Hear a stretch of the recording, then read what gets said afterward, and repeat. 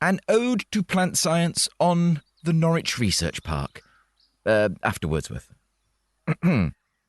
You could while away the hours, staring dreamily at flowers.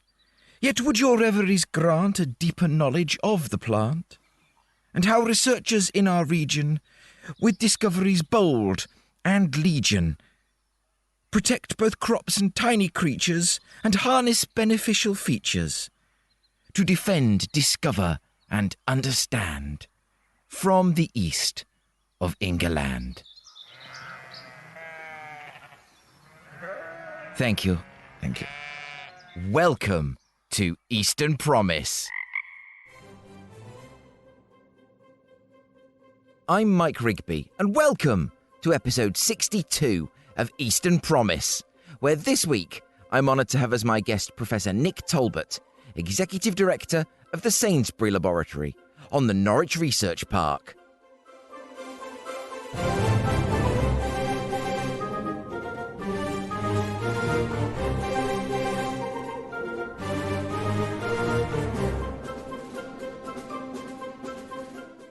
The power of the plant science being conducted by the Sainsbury Laboratory and the John Innes Centre is immense. Professor Talbot tells us how much is still to be discovered about everyday crops like wheat. Your muesli will never be the same again. And I'll also be joined by Dr Samantha Fox and Dr Shannon Woodhouse to share the exciting details about the STEMM Village at this year's Royal Norfolk Show. And finally, when the chips are down, the fish must be too. Let's reel in some excruciating puns as we share your favourite chippies on this week's Crowd Sorcery.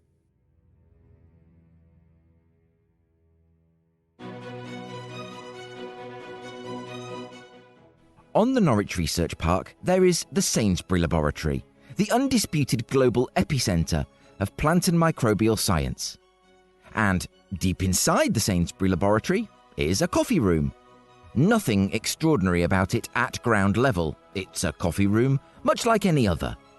It's only when you look up at the ceiling of the coffee room do you understand the brilliance of the Sainsbury Laboratory scientists.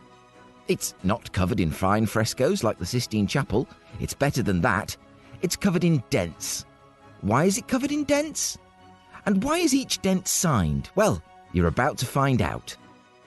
It's just one of the remarkable and fascinating facts bestowed upon us by the Executive Director of the Sainsbury Laboratory, Professor Nick Talbot. I have always found the Sainsbury's Laboratory to be one of the most enigmatic parts of the Norwich Research Park, which is where we are today, talking to Professor Nick Talbot, Executive Director of the Sainsbury Laboratory. Welcome to Eastern Promise. It is a huge pleasure to have you on the podcast. Could I start by asking you, please, for the potted history of Nick Talbot? Sure, thank you. Well, it's great to be here too. Thank you for the invitation. So, the potted history. So, born and raised in West Sussex in the UK. I did my first degree in Wales at Swansea in microbiology. Then I came to Norwich as a PhD student, and I worked at the University of East Anglia and the John Innes Centre on a joint project, which was looking at disease resistance in a tomato leaf mold disease, and I did my PhD on that. So I was here between 1986 and 1990, when Colney Lane was an actual lane, and when the Norwich Research Park was relatively small. The John Innes Institute was obviously here, the Institute of Food Research. But just when I left, the Sainsbury Laboratory was being built, and I was here during my PhD for the building of it, and my PhD at the was actually funded by the latter half of it was funded by Gatsby, by the Gatsby Charitable Foundation, by Sainsbury. So I had a long connection with them. After that, I left. I went to America. I was there for almost 4 years working as a postdoctoral fellow. I lived in Indiana, in the Midwest at Purdue University. And I started there working on a really important disease called rice blast, which is where I've really made my career.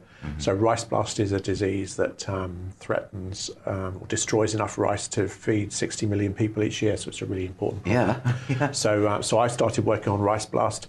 Then I came back to the UK and started my own research group at the University of Exeter. I was a lecturer there.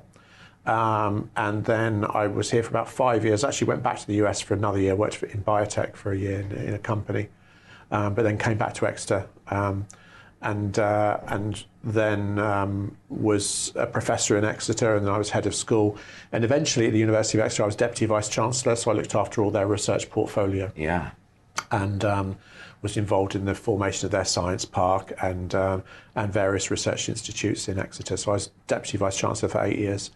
And then I fancied a change in 2018, so I came here. So as actually the first executive director of the Sainsbury Laboratory.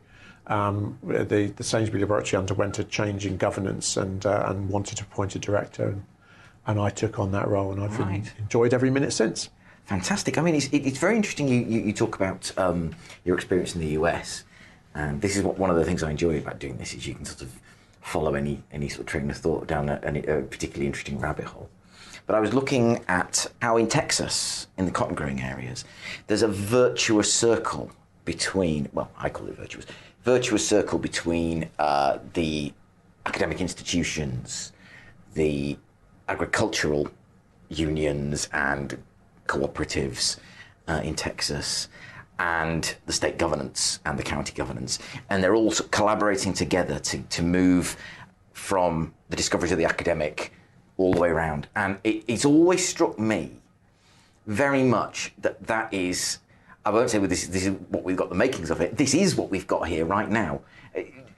Just with your experience of the States, do you want to? I think you're right. That's what we do have strong elements of that here already. So the Norwich Research Park has almost 40 companies working on it, and many of those are indeed taking discoveries from the research institutes and translating them into real products that are going to be important for farmers, growers, and also for consumers, and some go right the way over into human healthcare.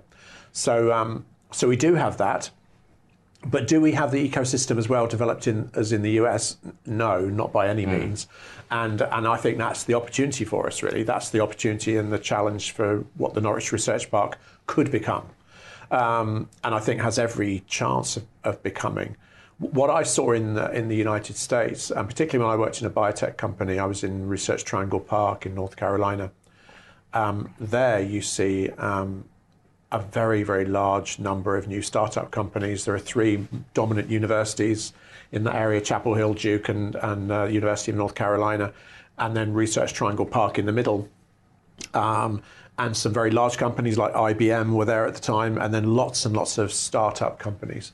And you get a real insight working for one of those companies, just how much funding is available to you from lots of different sources. There was lots of state funding, there were lots of private equity companies, but also a lot of government money, both federal money and state money, which was enabling startups to flourish and to grow. Part of the challenge in the UK generally has been that we're actually really quite good at startups. We have a very good record across Europe. More startup companies here than almost every other country in Europe. What we're less good at is growing companies. We tend to exit very early from companies, and they get acquired. They get acquired by US and Chinese, and increasingly companies and other nations too. But we have been less good at growing companies. And to me, if you sort of look forward 50 years and you think, what would be the signature of success of the Norwich Research Park? To me, it would be there are actually a few real anchor institutions there, companies which were born here and grew here and now employ several hundred people and are actually well-known names. And in addition, a whole engine room of lots and lots of new startups, some of which will make it and some won't. But within that, there'll be an ecosystem of talent in the area, which enables that to grow. That's what I think we can become. I think that too. We're not quite there yet, but we have all the ingredients, and importantly, a lot of people who have arrived here in the last decade or so who really believe that and are making it happen. So So that's what I really would like to see happen. Well, I think I'm going to get a gong and a cheer that goes up every time you said the magic word, which is opportunity, which is something I'm sort of passionate about sharing with the world, and potential. Those are I think if I can sum up the Eastern Promise mission in 2 words, it's sharing that with not just the outside world beyond our region, but also internally. Because I think there's lots of people who have connections with colleagues all over the world, but they don't often share those stories within the region, so we can actually see what you've just brilliantly elucidated, which is the huge potential and will to make these things happen. And you'll go to Cambridge and they'll talk about this building with a hushed reverence that I find quite nice. And it's I think you're right. It can be done, and I hope that I hope to see it done, and record it being done. But just for those who don't know, I was looking at the kind of difference between what the John Innes Centre more broadly does in terms of genetics and microbial science, and using that to make new discoveries. And I thought a very, very poor shorthand would be that what the Sainsbury's Laboratory does is make sure that those plants and microbes are protected and nourished in the first place, so that the John Innes Centre can do all this extra on top of that. Yeah. Is that a good way of putting it, or is there a more detailed picture I'm not capturing? I think that is a good way of putting it. I mean, we are very focused on plant disease. We want to understand why plants succumb to disease. We want to know what makes them immune to the disease, and then we obviously want to be able to ensure that our crops have durable resistance to disease by an understanding of how the plant immune system operates. And then on the pathogen side, we need to know our enemy. We need to know what enables a microbe to be able to invade and colonize a plant and proliferate within it. And it's by an understanding of that biology can we actually devise new strategies to prevent diseases from occurring. And importantly, we know that many farmers rely very, very heavily on fungicides, for example, to protect their crops, understandably, because they're very good at what they do. However, we know that there is an environmental impact to that. Yes. All those chemicals are ultimately derived from oil, so they're all ultimately part of the petrochemical problem that we're in, the fact that the fossil fuel problem we're in. So we do need to provide farmers with solutions which are durable, profitable, but don't have an environmental impact. And we need farming eventually to become fossil fuel free. That's the goal. And a lot of what we do at TSL is associated now with that. So can we develop better genetic forms of resistance? The type of resistance that's been used by plant breeders for generations, but by understanding what the genes actually do, can we then develop durable resistance to enable us to grow wheat, to grow things like potatoes, which are so heavily sprayed with fungicides? Can we grow them without any chemical intervention in a way that they'll resist disease? So that's what we try to do. We're very much a discovery institute. We make discoveries about plant immunity. A lot of the plant immune system was discovered here in Norwich. Big elements of it, the first immune receptors, were discovered at the Sainsbury Laboratory by Jonathan Jones' group. The whole concept of immune receptor networks, which is how we're beginning to understand how certain resistances work, that was discovered here by Sophie and Kamoon's group. RNA interference, gene silencing, discovered, of course, by David Balcom's group here. So many of the big discoveries in plant immunity were made at the Sainsbury Laboratory, and what we're aiming to do is carry on that track record of success in terms of new discovery, but also to translate that activity into proper, durable solutions. I remember asking Lisa Perkins at Astral Park, when they come up with a new innovation or a new technology, does she get a breathless techie running in saying, "Guess what I've done?" And she said, "Yes." Do you get something similar, like somebody racing to you and going, we've cracked this, that, and the other. That's fantastic. Absolutely. I love it. There's a real sense of excitement here. We have a tradition at TSL that when people have made a discovery, they will normally pop a champagne cork and it hits the ceiling of our coffee room, and then they inscribe on what the discovery was. Oh, that's amazing! And our coffee room, which we'll show you afterwards, is peppered with discoveries made here. Oh, that's brilliant! So we celebrate every success, and we importantly, all the different research groups celebrate their success. We celebrated one last week. My colleague Wenbo Ma, extraordinarily talented scientist who we recruited from the US a couple of years ago now, her group made a really big discovery in terms of the operation of plant immunity, and we celebrated that. We celebrate all the discoveries by all of our colleagues, and so yeah, there's a palpable sense of excitement here a lot of the time. People will literally tell you that, look at this, and bring you into the microscope and show you something on a screen and say, look what this is showing me. So yeah, it's a lot of that. Must be a huge buzz for you when if you get to look down the microscope. It's a great buzz. There's I think the culture that really sums up the Sainsbury Laboratory is very much a can-do strategy, but very much high risk, high reward. We're lucky that we are funded in such a way that that enables us to take risks, and we therefore do take a lot of risks in the research we do, but therefore we can make very long leaps. We can make very large conceptual leaps at times, and it is very exciting. So yeah, I think that's wonderful to know, because often I think incorrectly that there's kind of a perception of a Norfolk mindset as steady now, go you steady ball. That was a very bad Norfolk accent.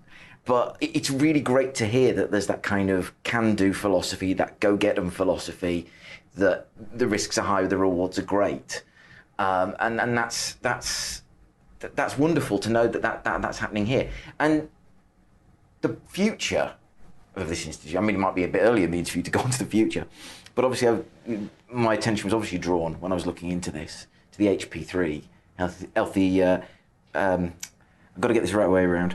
Healthy plants, healthy people, healthy planet. I don't know if they're interchangeable. Yeah. And our vision for achieving a safer, healthier and more sustainable future through the power of plant and microbial science. Could you perhaps, for those not familiar with the project, because I first saw it in a presentation at the Science Festival from Penny Hundleby, describe the scope of this vision and where it's come from and who's going to be involved in bringing it eventually, we hope, to life. Okay, so it's a hugely exciting prospect for the institute. So HP3 is a project which is between the John Innes Centre and the Sainsbury Laboratory, and we have thought about a completely new way, really, of doing our science to try and break down all the internal barriers to us being able to collaborate, but also to carry out science in a very different way. So currently, for example, we have some wonderful platform technologies here which enable us to do high throughput analysis. So we can investigate crops at quite high resolution by bioimaging, for instance. We can look at them under very high powered microscopes and find out what's happening within cells. We can also use mass spectrometry to measure all of the different compounds within them. We can do that with small molecules, we can do that with proteins, we can find out what's happening inside. We can also obviously sequence genomes at very high resolution too. In the future, we need to do all of those in the same place at the same time. We anticipate that the leaps in technology will mean that when you look down a microscope, not only will you see a picture, but you'll be able to measure everything in that picture. You'll be able to measure every constituent, every protein, ultimately every molecule. That's the way science is moving. That's the way things are going to work. So in order for that to happen, you can't have a series of buildings where everything is siloed in different buildings. You can't have a biochemistry department. You can't have a department where you're just carrying out say chemical synthesis, or a department where you're just going to be analysing proteins. All of that has to come together. So HP3 at its heart, there's a big capital project, which is brand new facilities for the John Innes and the Sainsbury Laboratory, but they integrate all this technology together. At the centre of it, there's the Advanced Technology Centre, which actually houses all of these different platform technologies, but all seamlessly. So they all work together, all work in the same way. There's lots more collaborative space. within the building. There's also research hotel space, which enables companies to spin into the institutes as well as spin out. So we can actually have companies which would use our facilities and also occupy those facilities as they grow. So doing the formation of companies through pre-seed and seed funding, a lot of that would happen in-house. We'll have space to do that before they move into incubator space and move into the innovation centres. But at the same time, companies of all different sizes will be able to actually work in a far more integrated way with us, which at the moment is very difficult because of the architecture of the buildings, the age of the buildings, but also the way in which those technology platforms operate. This actually requires a different way of them operating. They have to have a certain level of essentially overhead, that they've got a certain amount of free time that they can use for external collaborations. So it's not just the facilities, although they're going to be absolutely state of the art. It's going to be the way in which everything is managed too. And we've really thought about this a lot. The two institutes have spent a lot of time thinking about what are the current barriers to doing that. And HP3 has been born out of that dialogue over many years. It's going to be by far and away the best set of facilities in plant and microbial sciences anywhere in Europe, if not the world. It's going to be really something. And also net carbon zero. It's going to be the first net carbon zero laboratory in the UK. Really? Yes, it's going to be, we're recycling heat, for example, from the data centre into the glass houses. It's got lots of low embedded carbon in the way it's designed. It's going to be a beautiful building, all timber clad, and with a lot of solar energy that's actually going to run all of that equipment. So it's going to be a net carbon zero, and it's going to be a statement of sustainability about how Norwich is going to be leading the world in this area. You're talking my language now. Absolutely. I mean, I was going to come on to ask you about the step changing capability. I think you've laid that out quite eloquently. So what impact? And again, this is slightly asking you to repeat what you just said, but I'm just thinking specific technologies like augmented reality, which is not quite. I mean, when you wear sort of the goggles, you can see the rest of the room, but you can still see.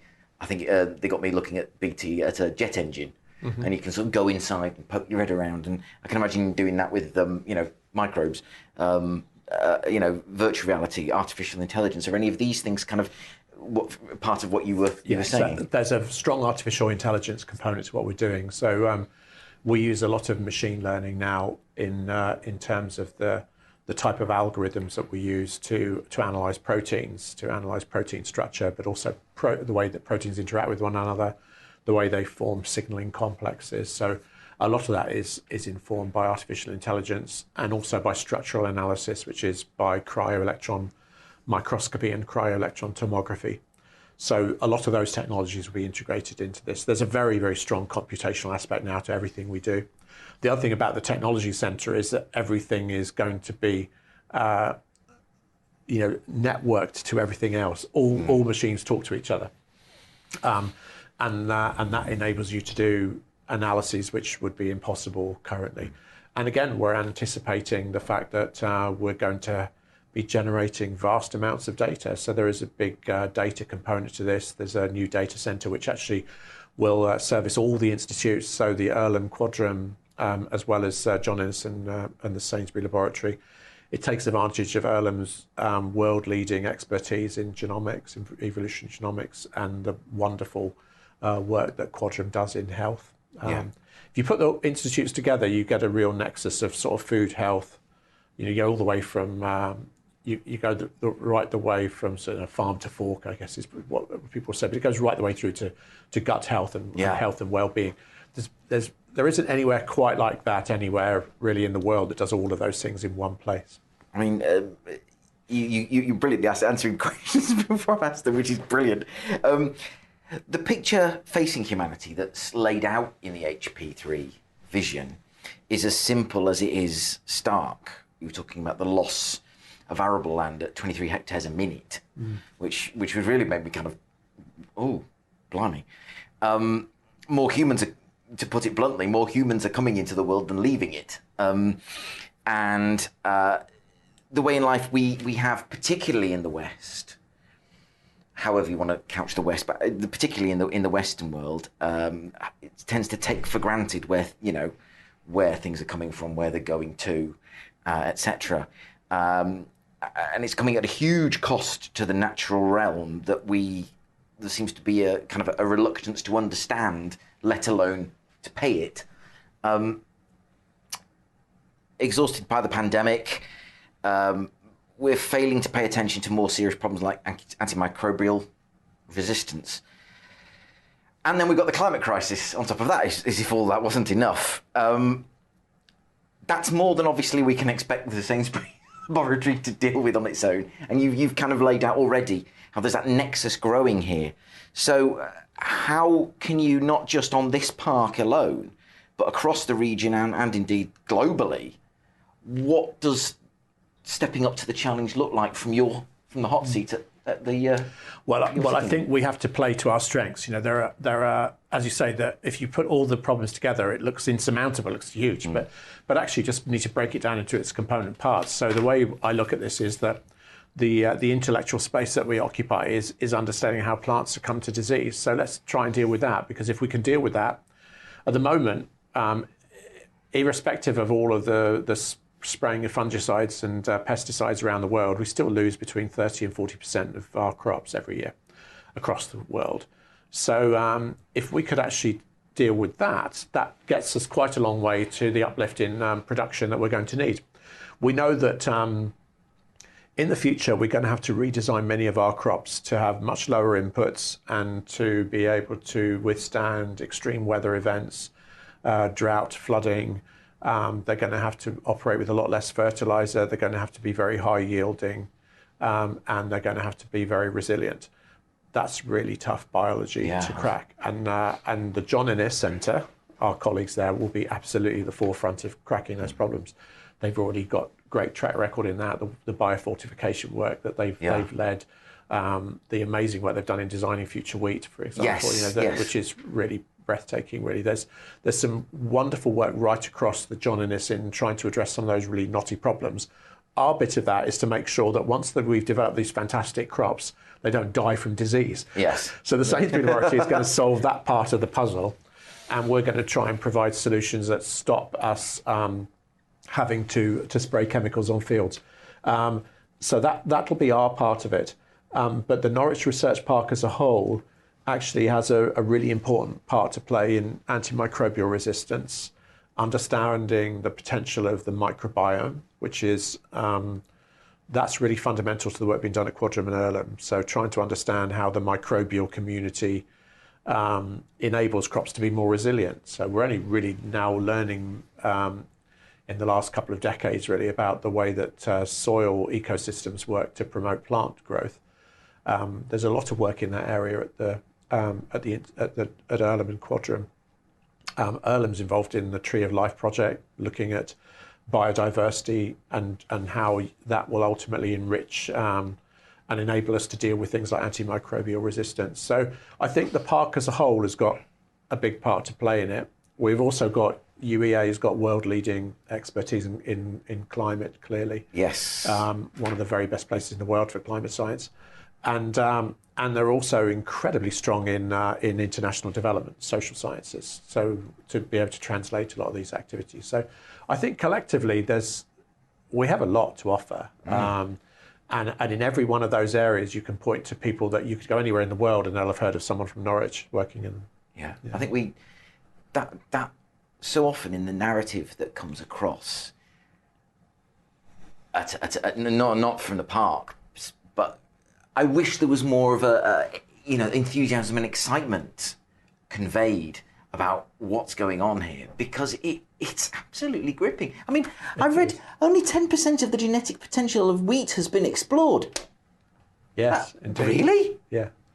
And we now have the tools to exploit it within the wheat scientists at the John Innes. They're now really able to identify where that diversity is and then deploy it appropriately. And that's been really hard. Wheat's a difficult crop. It's a hexaploid. It's got 6 copies of each chromosome, 3 different genomes in it. It's fiendishly difficult to work with, but they have tamed it here. Under the leadership of Graham Moore and Christabel Wowie and Diane Saunders and many others, Simon Griffiths, lots of people here at the Institute who've really been at the forefront of working on wheat genetics, and that's followed tradition of Mike Bevan and others here. I mean, there's been a strong tradition of that. The reason the Sainsbury Laboratory is in Norwich was because it came here because the John Innes was already here.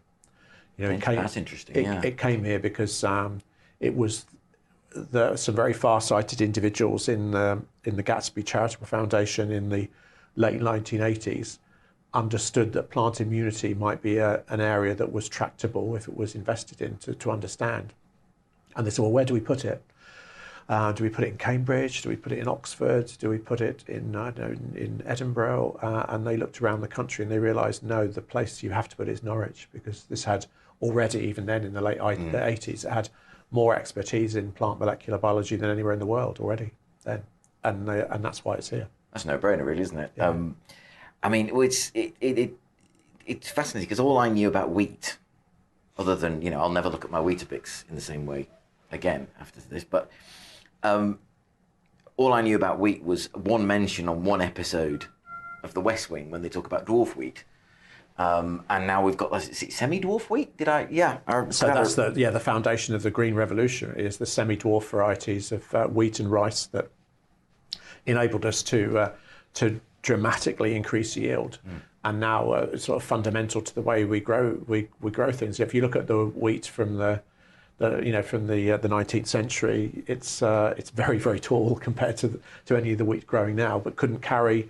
It was putting all that energy into growth and none of it into grain. Yeah. Now it puts all the energy into grain. And again, in terms of plant architecture, what we've got to do in the next few decades is revisit that, because we need even bigger ears of wheat and we need even larger leaves to carry to capture sunlight, and we need them to be deeper rooting in order that they can pull in more nutrients from lower nutrient soils with less nitrogen input. So that's what we need to do next. Yeah. So what's the deciding factor in what kind of global problems get to the sort of the top of the inbox for the Sainsbury's Laboratory? I mean, because I know you've been looking at the sub-Saharan Africa's food requirements. They're expected to triple in a really scarily short space of time. Work's been done with Kenya and Ugandan institutes. Yeah. So what is the sort of decision-making process that gets to the top of the inbox, as it were? Right. Well, we are still predominantly curiosity-driven. So it still is the fact that our group leaders have ideas and we let them pursue them. But their ideas increasingly, and in fact, everyone at the Sainsbury Laboratory is involved in both discovery science and translation. And in fact, it's so much so that they wouldn't recognise the division. I don't think anyone here would really recognise that division. It's just what we do. So we study a disease problem. We want to attack it fundamentally, understand how it works, but we also want to translate. We want to use that knowledge to develop better crops. And that is now a seamless, it's deep in the DNA of the institution. That's what we do. There's a phrase one of my colleagues, Sophie and Camoon, uses, which he calls it gained in translation. Right. So there's sort of play on words compared to lost in translation. So gained in translation, meaning you have this wonderful feedback loop. You learn more about your science when you try to apply it. You make bigger discoveries by attempting to discover it. The great scientist Richard Feynman once said that you don't understand a scientific problem until you've engineered it. Right. There's a certain element of truth in that. Unless you've tried to use the discovery to change the way a crop's grown, you don't really understand the biology unless you can do that. Yeah. So to us, it's very much a productive sort of feedback loop. It's not. There isn't a department that applies and part that does discovery. Everyone does everything here. Do you get much into the lab yourself? I have an active research group. We all do. So, Oh wow! I'm a group leader here. My group make discoveries. We do a lot of, I run a big program on rice blast and wheat blast, and I don't think you could lead the Sainsbury Laboratory unless you actually were an active researcher. I don't think it could be done really. We're such a research-focused institution that we have to do. But that is still what gets me out of bed in the morning. It's still what motivates me. I mean, you mentioned earlier about sort of fertilizers and fossil fuel-based fertilizers and other things. Is it part of your mission to make that discussion of things like fossil fuel-based fertilizers, etc., as much a thing of the past, like lead-lined water pipes kind of thing? Absolutely, yeah. I mean, I'd like the analogy we sometimes make in the lab is looking at Victorian medicine, saying we're not putting leeches on people anymore, and we're actually we've moved well beyond that. The people will look at that in the same way and said, you won't believe that 100 years ago they used to spray chemicals on fields. People will say, I can't believe we ever did that. I'd love that to be a legacy of the Sainsbury Lab, that we were part of that change in humanity. The way that we grew food was in a way that didn't require those interventions. And that's not to disrespect the science that's gone into their development, which has been some great science. And in many ways it was a natural thing to do. Medicine works very much on chemicals, on small molecules. We're used to taking medicines. It was a natural thing for agriculture to do.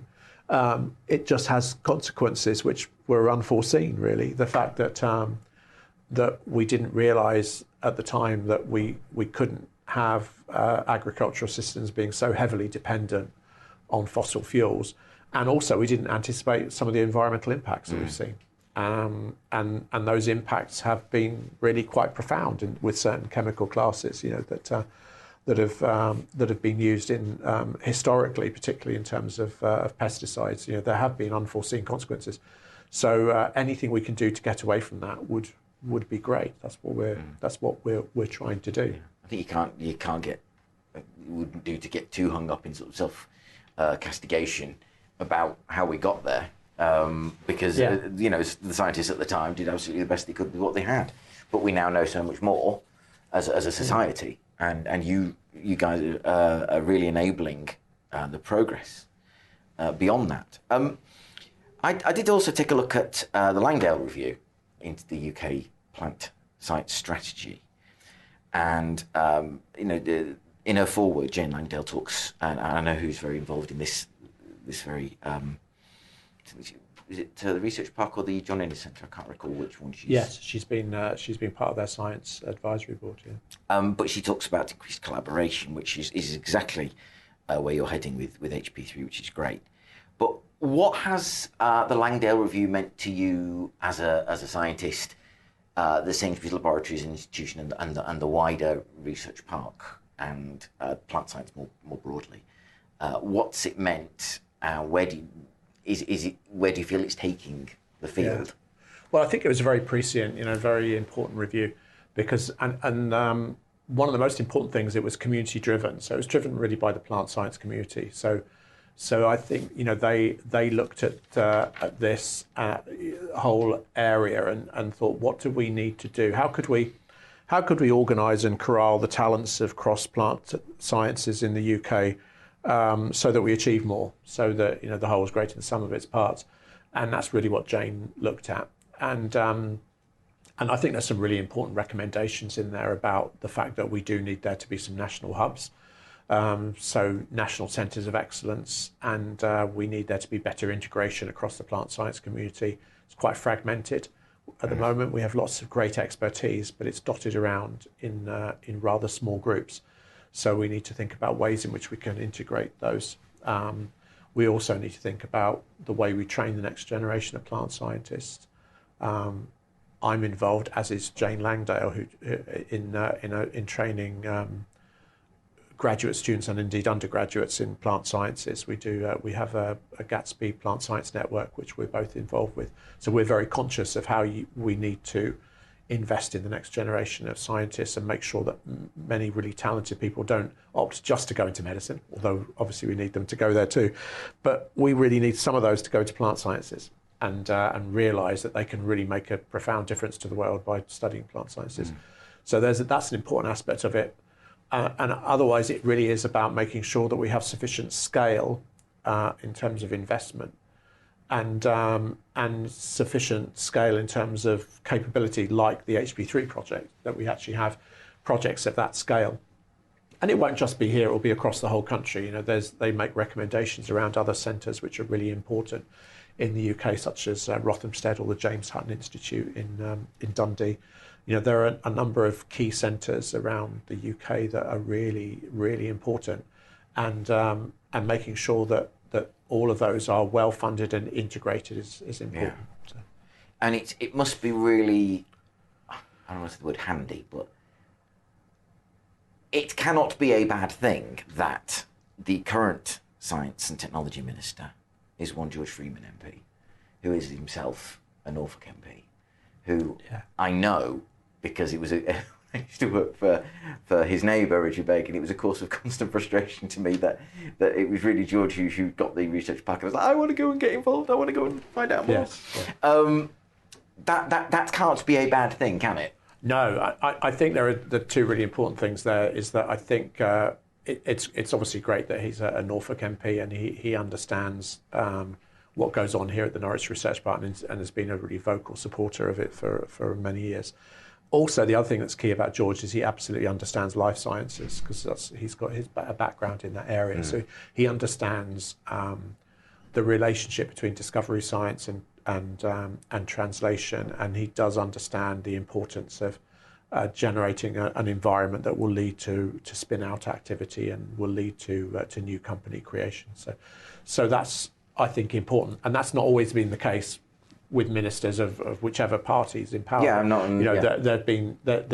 It sometimes has been difficult for some politicians to really grasp the really importance of agricultural biotechnology, or even an understanding of how innovation actually works. I think it's important that people like George are in those positions, really. I mean, especially when the current administration, and no doubt administrations to follow, want to see the UK really lead on being a science and technology superpower, whatever you think of that term. But I think this park and the East of England more broadly is showing very much playing a leading role, I think, just as a layperson, as an observer. Let me ask you to reflect on this. One of the things I try and do is obviously get across the whole of the region, which can be difficult. And I think sometimes there can be the appearance of silos, whereas breaking them down is really, and as I'm sure you're going to show when HP3 goes ahead, an act of will to get those silos broken down and to get people talking and to get exciting conversations happening. Do you find that in science across the region, across the field, you don't get issued with an embossed invitation to be part of things? You actually have to go out and grab it and make it happen.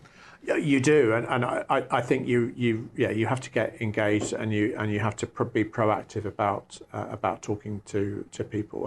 I mean, I think the whole area of innovation is one that I mean, to me, it's so important that you'd hope that on the political side there's a sort of cross-party consensus on the importance of innovation. Because ultimately, if the UK is going to prosper in the future, a lot of it will be through the knowledge economy, and science will be fundamental to that. We've got to have really strong science. We're lucky; we already do have very strong science in the UK. It could be stronger still, especially if there was more investment, you'd bound to expect me to say that. But at the same time, it's not just the scale; it's the type of investment and the way that things are invested in, and a lot of it is, as you say, about integration. It's trying to make sure that we do that in an integrated way, that we bring together different types of expertise. One of the great things about the HP3 project is that the building is designed in such a way that it encourages what we call creative collisions. Yes. So you can't go from one part of the building without meeting someone else. Yeah. So it means that those sort of chance coffee table encounters and discussions and ideas generation happen. Because that's the other thing that you notice, that it's very easy to get siloed in one place. You go to work, you go to your office, you go to your lab, you do what you do and you go home, and you can not meet anyone from, and that's what we want to try and avoid. We want to make sure that people always do meet up. I think that the wonderful Ros Bird over at the Centre calls it engineered serendipity. Absolutely, yes, which is right. A fantastic. I may end up cutting this bit, but I'm going to ask you the question anyway, without mentioning the dread B word. Horizon, is that programme? Obviously, I know George is at the forefront of either getting us back in to Horizon as the UK, or finding an alternative. But is that anything that affects you here, or is Horizon something that happens to other sectors? Or no, everyone in the Sainsbury Laboratory has a large European Research Council grant. We all have ERC grants. That innovation from Horizon Europe was really important. It was the first really curiosity-driven research program launched by the European Union. It's been in operation for just more than a decade now, and it's become synonymous really with high performing institutions. It's and also the sort of career development of staff. That they very often go for an ERC starter grant, then a consolidator grant, then an advanced grant. Each of those is 5 years and very well funded and enables them to do whatever they like. We've benefited enormously from ERC funding, as have the John Innes and all the institutes at Earlham and Quadrant 2 and UEA. So we've benefited enormously by that. About 20%, just over 20% of our income is from the European Union. So it's important. We've benefited from the underwrite. So the government's underwritten grants, and newly awarded ones have still been underwritten by the UK government. It's not quite the same as the ERC. I mean, part of it is wanting to be able to collaborate with the European scientists, but also to compete at the highest level. I think, I hate using football analogies, but it is a bit like the Champions League, that when you're competing at the European level, it's, there is an argument. The argument for Plan B has said that, well, we don't necessarily need to do that. We can put the equivalent amount of money and just make it for the UK. Well, it would be a bit like saying, well, you can compete in the Champions League, but you're not actually going to compete with anyone from Europe. You're just going to compete with your local team, and at the end of it, we'll give you a cash prize, which will be the same as the Champions League winners get. It wouldn't be quite the same. No. The quality and the activity wouldn't be the same.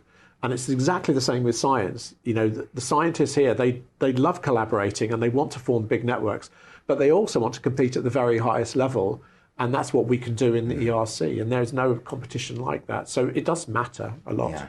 I think from what you're describing, those who are sort of positing the Union Jack alternative, I think they want it, from the sounds of it, they want it to be that way, but it isn't going to be that way. Scientists tend not to talk about the competition aspect of it, but if you want to drive up quality, if you want the science here to be the very best, then why not pitch it against the very best from a whole continent, and then you'll find you're funding the best projects. And it is, from what you're saying, it does come across a bit like a, badge of honour is the wrong word, but the wrong phrase, but it is like, oh, right, so you've got, so you've got one of those, so you must be good. I sit on one of the panels at the EU that decides these grants, and I can be in a room, and I've got experts from every country in Europe. I've got the world's leading experts around the table. They're deciding on what gets funded. If a UK grant gets funded through that, you can guarantee it's really, really good. It's absolutely world-leading science. It's very hard to reproduce that for any individual nation, not just us, any nation to do that. It's really difficult to do. And because it's got that badge of quality, everyone will want to be on those panels. And it's not just the Europeans, actually. There's people from North America, from the Far East are on those panels too. They'll come because they know they're reviewing the science from the whole continent. And they know that it's going to be very good. So it's actually really about the quality of reviewing, the quality of applications, the competition. That's what's so important about Horizon Europe. It's not just... Everyone emphasizes, on all the news reports I've seen, everyone emphasises collaboration. That's important too, but it's not just that. it's actually exactly the same as in every other field of activity. It's competition and ensuring what's funded is the very, very best. Yeah. That's what a lot of it's about. Before I sort of start wrapping up, but do you ask you to reflect on the difference, if there is a difference, or whether it's very kind of a global picture between the UK and European approach to science and the US approach? I'm not trying to make a value judgment. I'm just trying to see and understand what differences, if any, there are. I think if you just look at the figures, the US is a phenomenally innovative society. It benefits because, of course, it draws in talent from anywhere in the world. So it draws in the very, very best talent from wherever. It enables them a lot of freedom in what they're able to do, and it funds innovation, and it also funds essentially what you'd call here patient capital. It funds for a long time. So you can launch a company on the basis of very, very little, and you can get funded for a long time until it turns into profit. And you can see lots of examples of that. You look at the huge companies that have formed and how long it took them to get to profit, from Google and Twitter, which is still not in profit, and so on. But companies can really innovate and grow.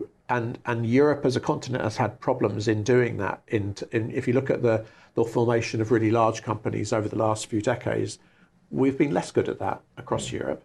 I think the UK has a huge amount of entrepreneurial spirit and ambition in this area, and a lot of ingenuity. So I do think we're really good at this, and I think we are somewhat better than some of our European neighbours. Some of them, they're incredibly innovative companies in Germany, France, and so on as well, of course. But we are good at it, and we definitely have a lot of the ingredients for having an innovative society. I think the areas that we have done less well have been, some of these are financial, some of this is just the ability of, or the willingness of financial institutions to fund for the longer term and to enable companies to take bigger risks and to grow for longer. We've tended to exit earlier. Investors have required a return at a much earlier stage than they have in the US. And they have even in other European countries. So that's an area that we still need to deal with. And of course, there's a huge disparity in where these companies are organised across different parts of the UK, which is clearly a big issue as well. So I think that we have strong elements of really good parts of the sort of European tradition of science and innovation, and also very strong elements of the US approach to it. So, we're somewhere in the middle. We tend to beat ourselves up a lot about that we don't do it very well. We actually do some parts of it really well. I think we do a lot of early stage translation really well. I think the area that we need to work on is how do you convert that into wealth creation and the growth of the economy. Yeah. And some of that is just simply by not exiting too early and taking bigger risks and seeing companies grow over a longer period of time. Yeah, it's really interesting. I mean, the Langdale Review talks about the reluctance of the private sector to get involved in more things. Genetic precision plant breeding bill, is it a bill still, or is it now an act? It's an act. It's passed. Excellent. Yeah. I've seen a lot of LinkedIn about that. We've got obviously George being the science minister, but we've also had, regionally speaking, Daniel Zeitner, MP for Cambridge and shadow farming minister, was very, very closely involved in that bill, responding for the opposition. What has that meant to the work that goes on here? I think that we're very encouraged by the fact that the regulatory framework will now be enable more research in gene editing to be developed, for the market. So it will be developed, and we can undergo trials in an easier way. Our role is really to demonstrate the potential of new technologies and the potential for what they could do for the development of new crops. And I think that the bill does really help us do that. I think we just need to have a very. I think actually the public understand this already very clearly, really, that we need to have an open mind to new technologies and the way they could be deployed. And of course, we need to have a regulatory framework in which the public has confidence, and that publicly funded institutions they know are involved in the research, to give them confidence that this is actually being done in a rigorous scientific manner. And under those circumstances, I think it has a really important part to play in the development of new crops. It's not a silver bullet. There's going to be lots of other things we need to do. We need to take the lessons from all sorts of things. So the whole regen agriculture movement have great ideas about how to look after soil quality and how to ensure that the microbiome associated with crops is looked after. There's a lot that we can learn from the science of agroecology. But at the same time, if we can actually draw upon the genetic potential of crops, and we can then enable that knowledge to be deployed more quickly than conventional plant breeding, by actually moving the genes by genetic modification or by editing them by genome editing, then that has greater potential for us to enable us to deal with some of the other problems that we face. So we face, as we've talked about previously, this great existential crisis, really, in terms of climate change, which we have to deal with. That means we need the full range of tools to enable us to do that. And what we need from government is the regulatory framework to enable the public to have confidence in what we're doing, to know that it's everything, that it's being thoroughly tested. We expect the same in medicines. We expect the same in food quality. We do expect the same in all of these areas. I think we're going to expect it in artificial intelligence. We need the same. We need a strong regulatory framework in all of those areas in which the public has confidence. But we also don't want to stifle innovation. We want to make sure that we can innovate, because the only way out of these problems is to innovate. We found that. Ultimately, how do we get out of the pandemic? It was innovation. We innovated. We made new vaccines. We did more genomic surveillance work. We innovated our way out of the problem. That's how we're going to overcome climate change. We'll have to innovate our way out of this problem that we're in. We will, yeah. So it's a balance. We need regulation that people have confidence in. We also need to have a culture that enables innovation to proceed. Fantastic. Professor Nick Talbot, that was so exciting, the things that are happening here, the developments that are to come. Watching with huge amount of interest. You're at the forefront of playing so many critical roles. You're like playing in goal and every position, to go back to football metaphors, the field all at once. And so many problems, but it's fantastic that this institute, this park, this region is at the forefront of addressing so many of those. And it's been an absolute pleasure to talk to you today. Thank you so much for coming on Easter Promise. Thank you. Thank you very much. It was a huge pleasure to meet and chat with Professor Talbot and to visit the Sainsbury Laboratory.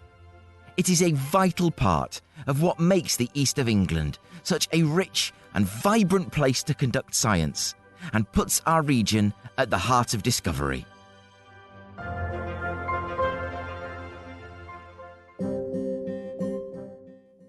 Oh, hello. This is a gap between two Eastern Promise features that would be ideal for an advertisement. Because if you want to reach an audience of senior, director-level professionals, entrepreneurs, scientists, academics and creatives across the East of England, that's Norfolk, Suffolk, Cambridgeshire and Essex, then Eastern Promise is in a class of its own. You don't need to have an advert made. I can help you with that. Or I can just read out text that you've prepared. To secure this space for 4 episodes of Eastern Promise, costs start at £25. To find out more, contact me at mike@easternpromise.site. And now, back to our scheduled programming.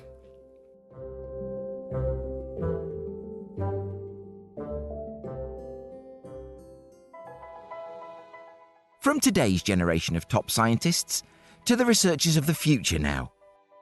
this year's Royal Norfolk Show will see a new addition to the Discovery Zone, the STEMM Village. That's STEM with an extra M for medicine. The organisers of the STEM Village, Dr Samantha Fox of the Youth STEM Awards CIC and Dr Shannon Woodhouse of the Food and Farming Discovery Trust, are here to tell us more.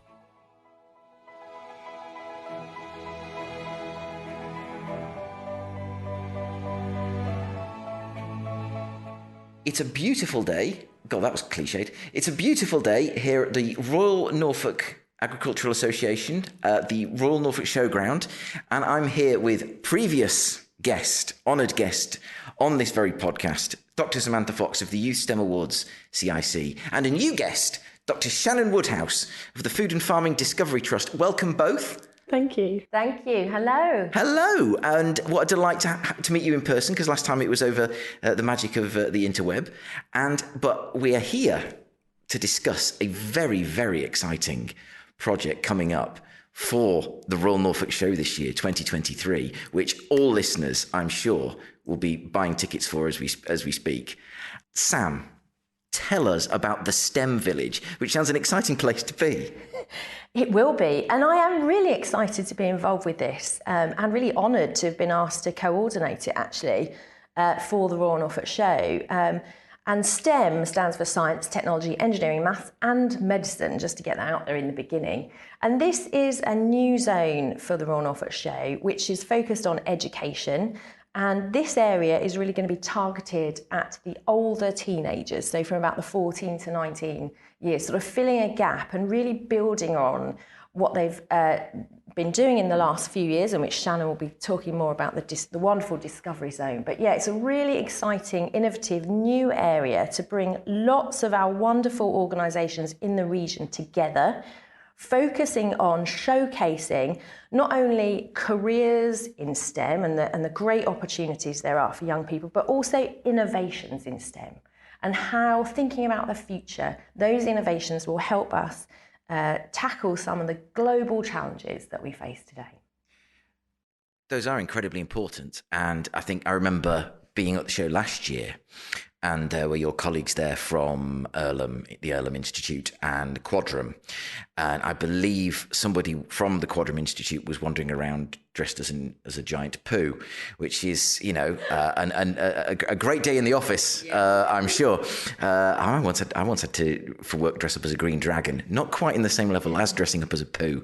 It'd be an interesting meeting. But these they are so exciting to go to because you get the huge buzz of the scientists and the professionals in the field interacting with young people and drawing those people into STEM with the extra M.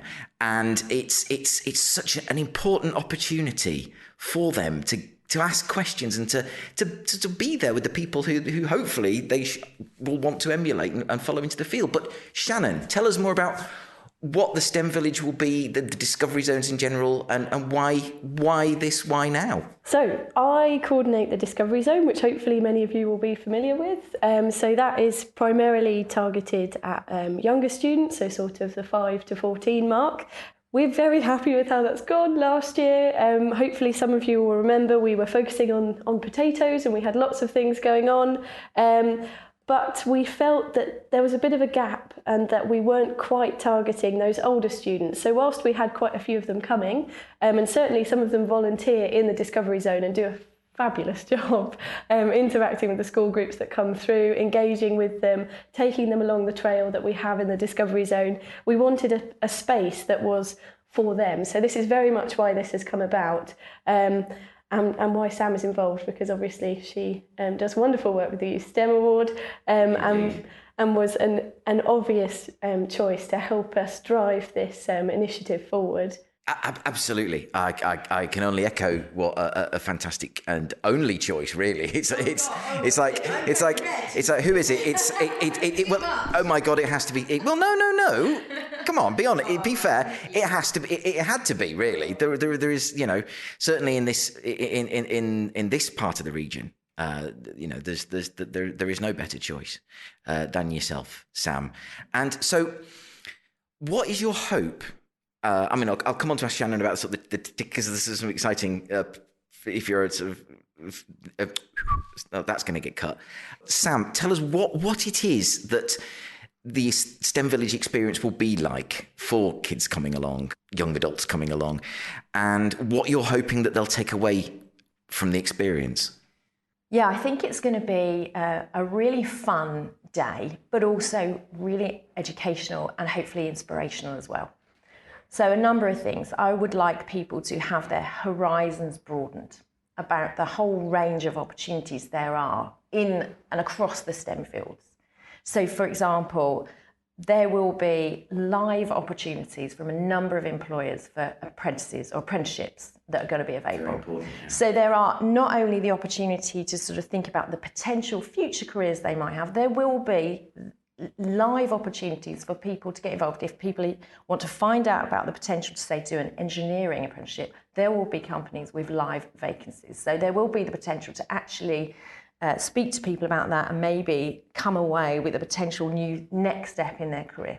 Oh, wow. Yeah, I'm really excited about that. And I think apprenticeships are something that we don't often talk about enough. I often work with higher education organisations like UEA, and we talk a lot about maybe more traditional career paths that people think about when they think about a career in STEM. But there's also amazing opportunities these days for apprenticeships. And this is something that's really becoming something more available, and more organisations are getting involved in. So it's a great opportunity for young people to find out about the potential for their next steps in their careers in various different fields of STEM, but also just finding out about those innovations. For example, we're going to have an amazing zone which is focusing on clean energy and offshore wind.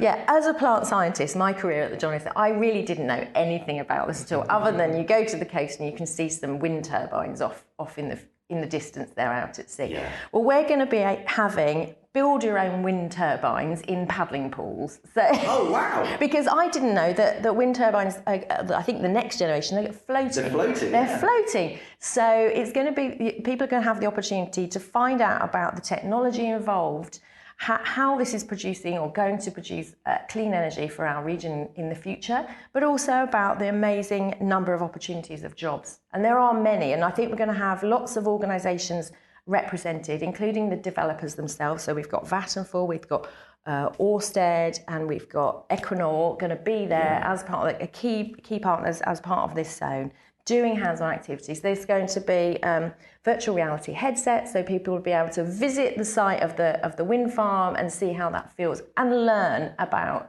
the technology and the careers. So I think it's those two things. It's about careers, but it's also just about learning and about how these technologies are working and how they're going to change our lives in the future, how they're going to help us get to net zero. And that's not just for the school children, that's going to be of interest to all visitors. I mean, there's so many fields that the East of England specialises in that I can think of just off the top of my head that would really benefit hugely from being a part of this. It's funny, the conversation I was having not that long ago, it wasn't in a science field, but the principle still applies, of getting apprenticeships to people, to get them engaged in a particular field, is so important and so ripe with opportunity that it does make the mind boggle. And I can think of so many people. I mean, I'll turn this into a question. I can think of so many people who would do such a fantastic job as being part of the STEM Village and have such knowledge and experience to impart. Is there still scope for organisations to get involved? There is. We've got some limited space left, so there definitely is space, and we'd be really keen to hear from any of your fantastic listeners who think, yes, I can contribute to this. I can bring something. So whether that is, doesn't have to be live vacancies. You don't have to be someone who's recruiting 16-year-olds. It might just be someone who wants to showcase innovation and be part of some really exciting new development at the Royal Norfolk Show. It's a great opportunity to raise your brand and to reach out to a lot of people and add to our exciting list of exhibitors that are already going to be there. Well, I can think of several people who I won't name. Please do get in touch. But I will get in touch with them and give them a prod and say, you need to be part of this, because there are, as I say, lots of people doing such fantastic work. Shannon, are you able to tell us anything about ticketing arrangements? Tell us more. Yes, absolutely. So as Sam was quite rightly saying, the show is just a fantastic platform because of how many visitors we do get come through the gates. But one thing that I'm certainly very proud of working with the schools is how many school children we do get come through. And that is all the way from early years right up to sixth form age. So there really is something for everyone at the show. And I really want to stress to teachers that those school tickets that we offer to school children are free, and there are still school tickets available for any schools that wish to attend. That also includes tickets for any staff members that are helping within allowed ratios as well. In terms of the STEM Village, do you have a sense yet of how the 2 days are going to be constructed? The STEM Village is going to encompass a number of different zoned areas, including clean energy, engineering, and then our STEM marquee, which has a whole mix of different fantastic exhibitors taking part. And how it will be as a visitor coming in, whether you're a school group or a member of the public, you'll come into this area just like any other part of the Norfolk Show. And you'll be able to wander around and explore the different areas and what's going on. And essentially what that will be is hands-on exhibits with workshops and ways to get involved. So there'll be, for example, have a go at putting a piece of machinery together or racing something down the strip of grass, and there'll be many competitions as well. They'll be put together a wind turbine, they'll be trying out something on virtual reality headsets, but of course there'll be the chance to engage with people doing these interesting roles. So for everything from the scientists at the Norwich Research Park, and actually we've got a great exhibition called What is a Scientist, where they have done interviews and photos from a whole range of different people to showcase the diversity of what makes a scientist. And several of those people are going to be there on the day ready to talk to members of the public. So it should be a really fun experience, and people should plan to spend a chunk of time in that area, actually. It's not just to come in and walk past. You know, there's stuff to get involved with, have a go, and there'll be competitions as well and all sorts of things. So it should be really good fun. Will be, from the sound of it, will be really good fun. No, I'm positive because I like the sound of it already. Do you want to talk to Shannon about the Food and Farming Discovery Trust? Because I'm conscious that we've mentioned it, and listeners will and should go back and listen to Sam talk about the Youth STEM Awards CIC, which, bigging up a fellow CIC operator, director, is mandatory here. Tell us about the Food and Farming Discovery Trust and how you kind of fit into this whole jigsaw. Sure, yes. I don't get nervous. Thank you. Yes, so the Food and Farming Discovery Trust are a small educational charity based here at the Norfolk Showground, and we operate very much under the umbrella of the Royal Norfolk Agricultural Association. So effectively, we're their education arm. So we very much aim to teach young people in Norfolk all about food, farming and the countryside, and that's through both the series of in-person events that we get involved with.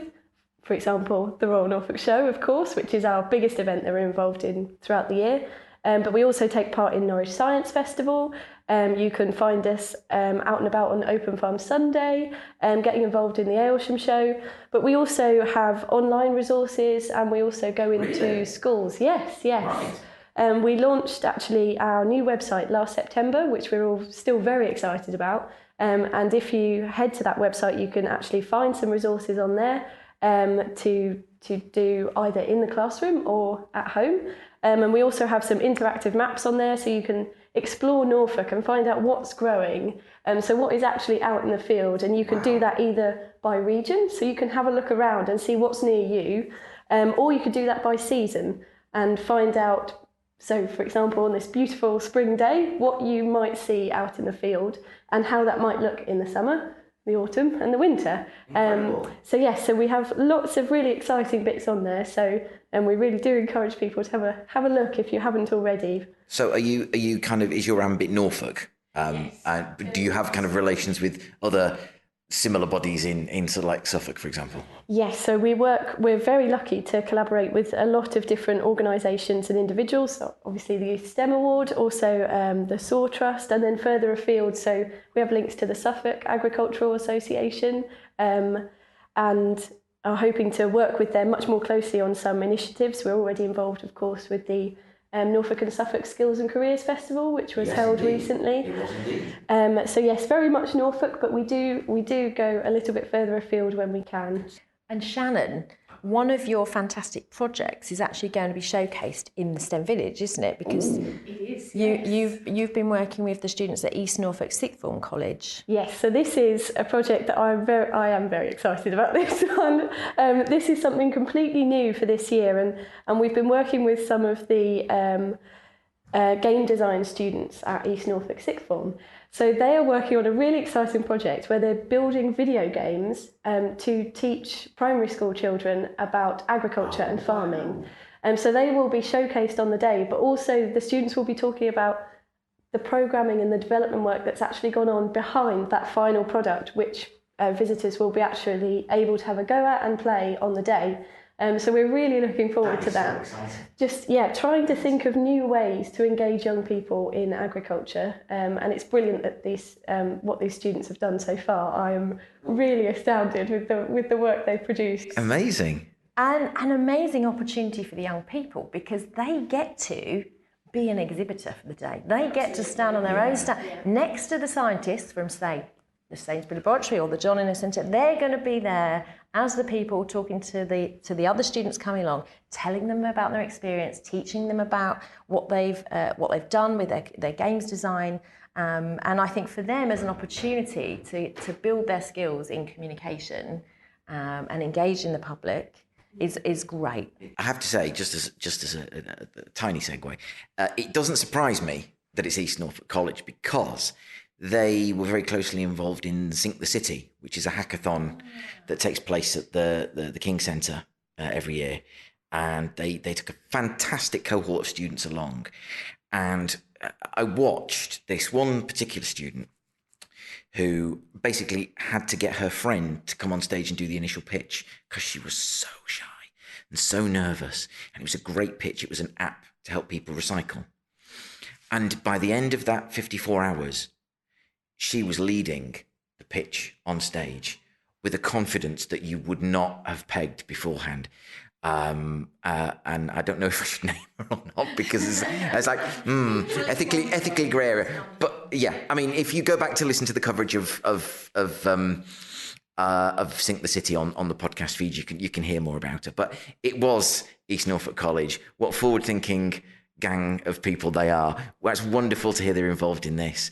And if the Discovery Zone last year was an absolute blast, you taught me a lot, mainly to how to screen out background noise, because the buzz, the energy in that tent was so incredible that I was like, sorry, well, you work from who? With my microphone. And to know that you're involved in it as well, Sam, that is so magnificent. And what a brilliant fusion of the Youth STEM Awards CIC, which does amazing work globally from Norwich, but globally, in helping encouraging the Duke of Edinburgh Award for the Sciences is how I described it this very morning. Shannon, tell us, what can you expect from the Discovery Zone more broadly? So this year, the theme for the Discovery Zone is Norfolk Fruit and Veg, which is quite broad but quite exciting, because it means we can showcase so much produce that is grown locally here in Norfolk. So we're going to be having a trail throughout the zone again, which will start with a polytunnel for visitors to walk through.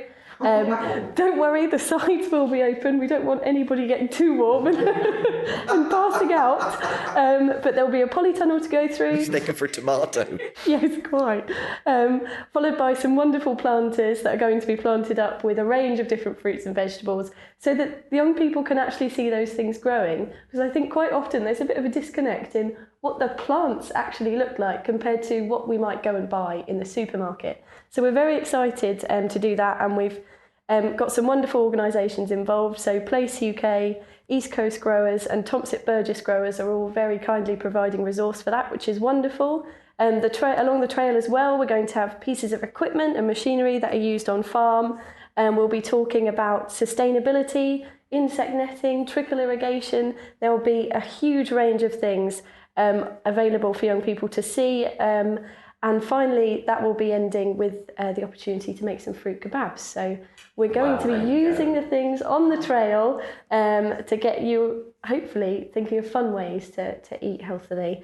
So that is the main trail, and then we're very pleased to have Thornage Hall and the Papillon Project joining us as well as part of the zone, and also Norwich Science Festival returning with their science tent, which will be full of interactive and hands-on activities that students can take part in. It is not mandatory to dress as a giant poo.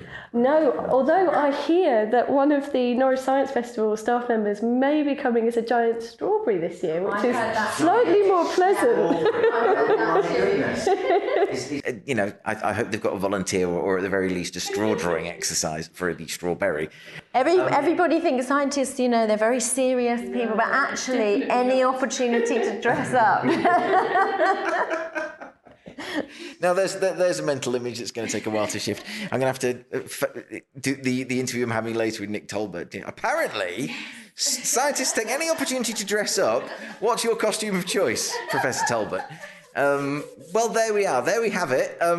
So Sam, have you given us the full ambit of who's been involved this year, or are there anyone else that you want to... Oh, there's so many. I'm trying to remember everyone. Because I did say there's STEMM. So with the extra M for medicine, we've got the NHS coming along to showcase careers in for the allied health professionals. So that'll be fantastic. We've got vets going to be there. So lots of young people interested in finding out about careers in veterinary science. So Westover large animal vets will be there. We've actually got...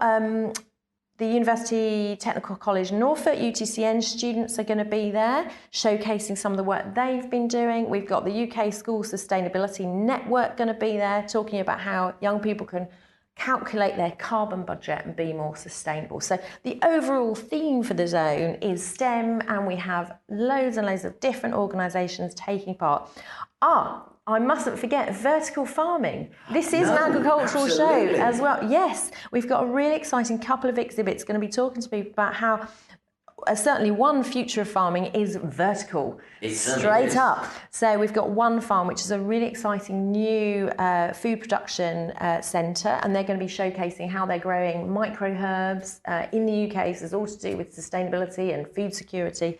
And we've got the Growbotics, small company, which are producing these fantastic equipment to help people grow vertically.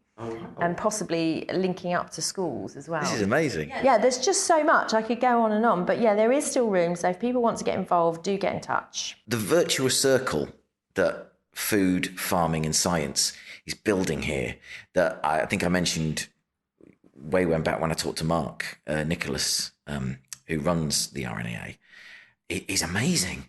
What, you get similar things out in Texas with cotton, but here... You've got the Food Enterprise Park. You've got this very fantastic establishment we're sitting in. You've got the Norwich Research Park as well. And it's no small wonder that in Cambridge they sort of talk about the science that goes on here, the agricultural agri-tech that goes on here in hushed and reverential tones as well. They should. Sam, Shannon, thank you so much for coming on Eastern Promise and telling us about what a hugely exciting time is going to be had by all who are visiting the STEM Village in the Discovery Zone at the Norfolk Show this year. Wow, I can't wait. Well, thank you so much for the opportunity. And we look forward to seeing you there. Anytime. You must come. I shall be there. I shall be. Thank you very much and all the best. Thanks. Thank you.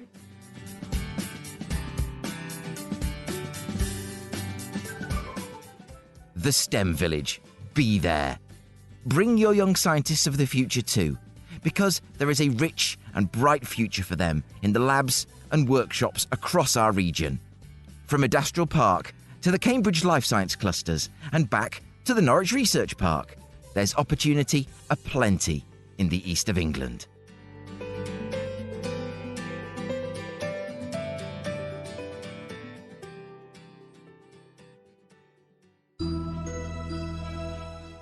And now... frying tonight? Yes, it's time to peel some spuds and batter some responsibly sourced fish in another... crowd sorcery. Yes, crowd sorcery. So, I asked you for your recommendations for the best fish and chip shops and restaurants in the east of England, and the boat has well and truly come in on this one.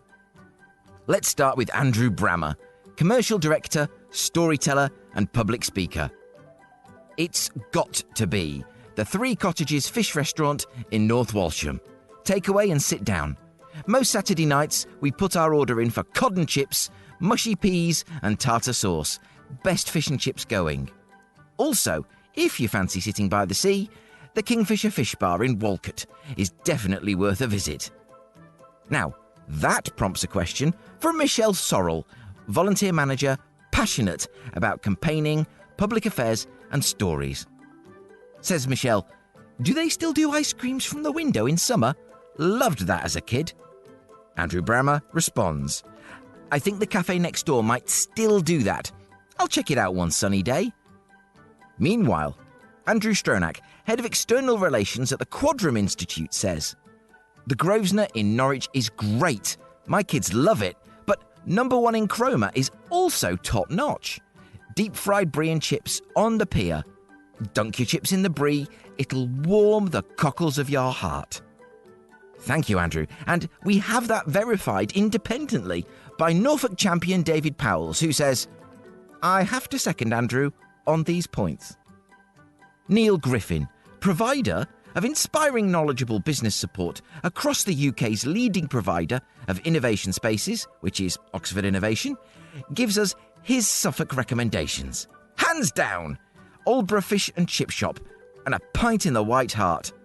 Do you know, I am loving the back and forth on these choices because Chief Operating Officer at Tech East, Tim Robinson, the coolest man in tech, agrees with you there, Neil, although he adds that the Grosvenor in Norwich is number 2. Do you know, appropriately, for a fishy foodstuff, Ted Leggett, Interim Culture and Events Manager at Norwich City Council, names the nautical Long John Hill Chippy. Says Ted, I don't even know what Irish curry sauce is supposed to be, but it's delicious. Also, deep-fried Jammie Dodgers are insanely good. No, I'm sorry. I've read that sentence multiple times now, and it still doesn't make any sense. Still, don't knock them till you've tried them. And clearly, Ted, you're not alone in appreciating their craft. Genial gentleman of business, Brian Bush, says, Long John Hill is a fair shout. And Ted doesn't stop there in providing culinary advice, even to Jammie Dodger, factory support at Condimentum, helping to produce the finest ambient ingredients. Says Jammie, when we worked at Coleman's, we would have Long John Hill fish supper, and it was superb. Are the fish cakes still made in a homemade style?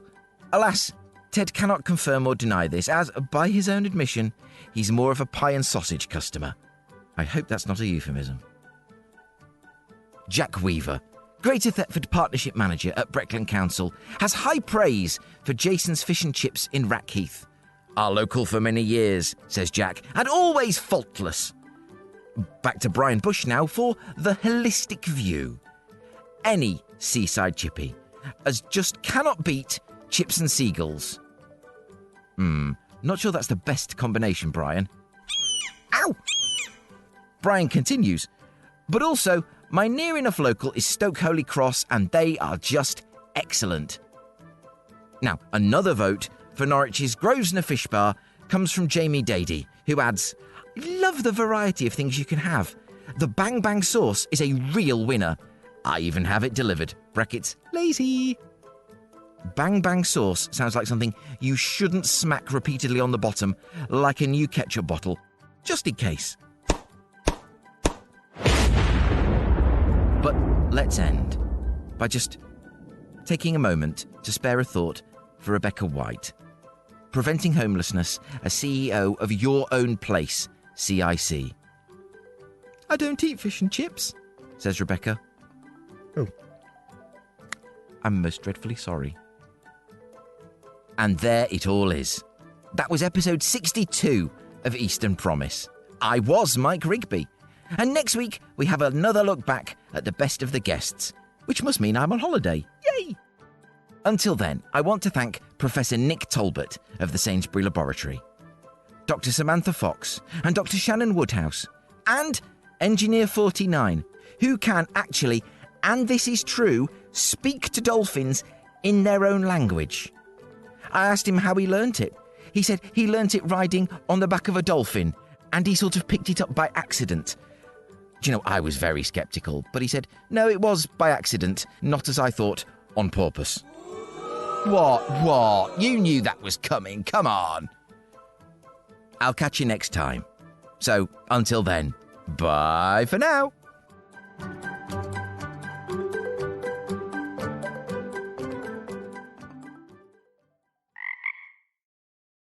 Eastern Promise is a Priors Croft production for the Eastern Promise East Anglia Community Interest Company.